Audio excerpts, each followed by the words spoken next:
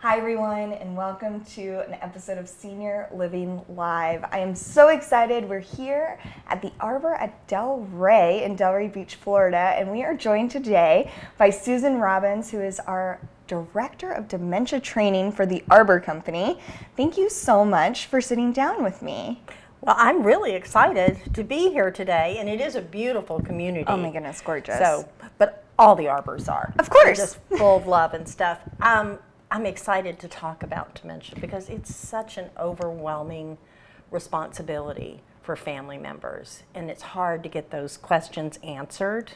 Absolutely. And answered with solutions. And you do such a great job of explaining everything. I love listening to you talk about all of this and making it easier for everyone to understand because people do have so many questions.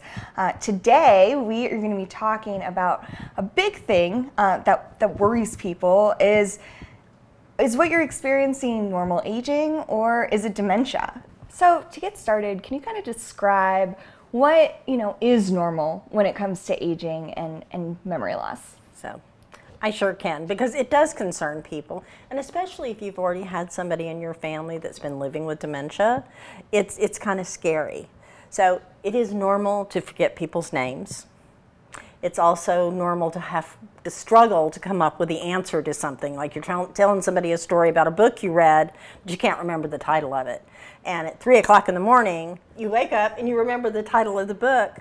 But not only do you remember the title of the book, but you also remember the conversation and who it was you were going to tell that to. That's normal aging. That happens to everybody, even without aging sometimes. Yes.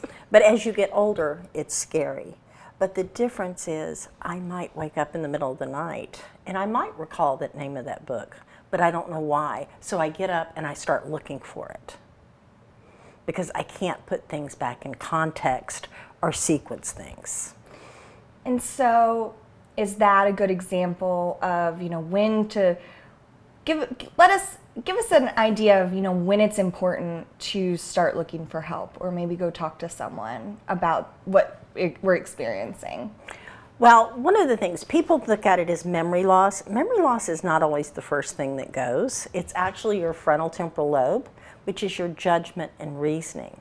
So those early signs that something's going wrong is you notice somebody doesn't make good decisions anymore, or I start doing things, or my personality and my filter goes is the big one. All of a sudden, somebody that's always been really kind will all of a sudden start saying things that are very inappropriate. Like, let's say we're in the grocery store and somebody overweight has a bunch of chips and sodas in their basket, and they might go, "You shouldn't be eating that, you're already fat." Now, those are things that we might think, all of us, but you would never say. But people living with dementia, if they think it, they're going to say it. And that's that first sign.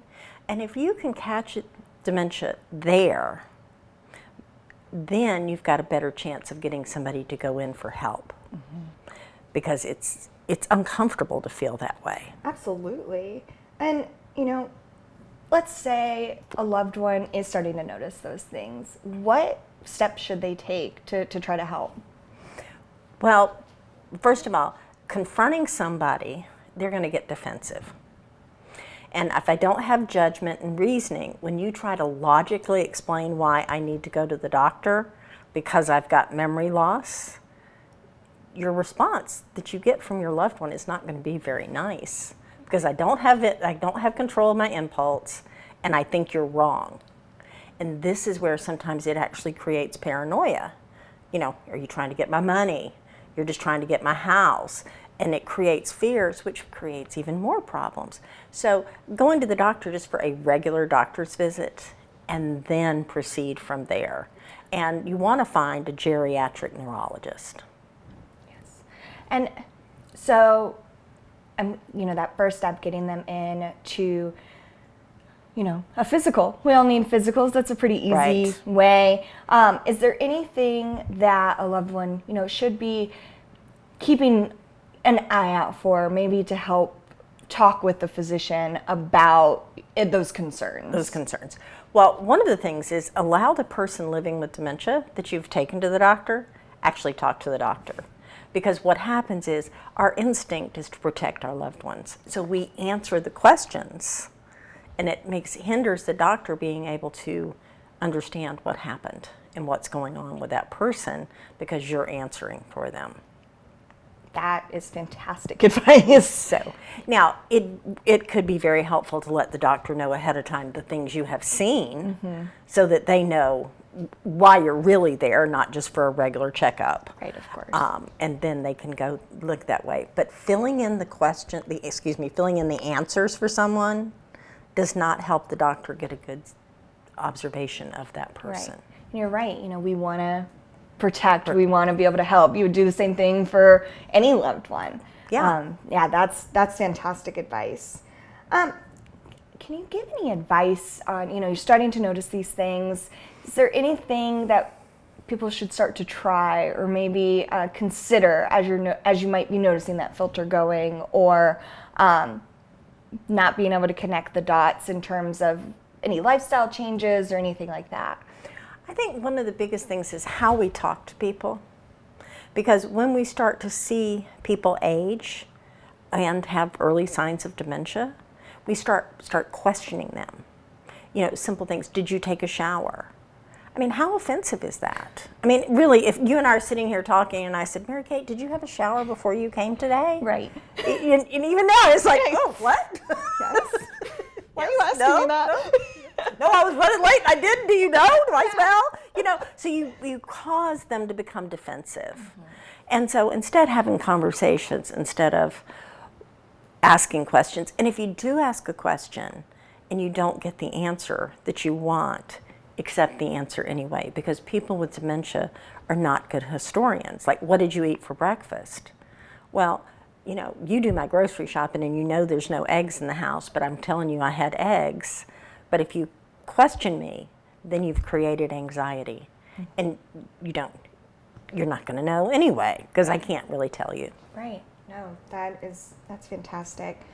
This has all been so helpful. You always have the best, you make it so easy to understand. To kind of wrap things up, is there any, last advice or tips for loved ones who are starting to notice maybe some not so normal aging? I think be my friend, not my boss, and love me where I am, and allow me to make mistakes, and don't correct everything I do. I am doing the very best I can. And one very, very important thing, people living with dementia are socially and physically shunned, and people stop touching you. And the one thing that all humans need is physical touch. That hug means more to that person living with dementia than it does to anybody else. So remember to hug me and give me bear hugs. I won't break, and I'll feel much better. Oh, that was beautiful. That's great advice for our loved ones and for everyone, really. Well, Susan, thank you so much. I know it is a very busy week, so thank you for sitting down to talk with us. My pleasure. Absolutely. All right, everyone. Thank you so much for watching this episode. If you want to learn more about these topics or see other senior living resources, you can see more episodes like this one at seniorlivinglive.com. Bye, everybody.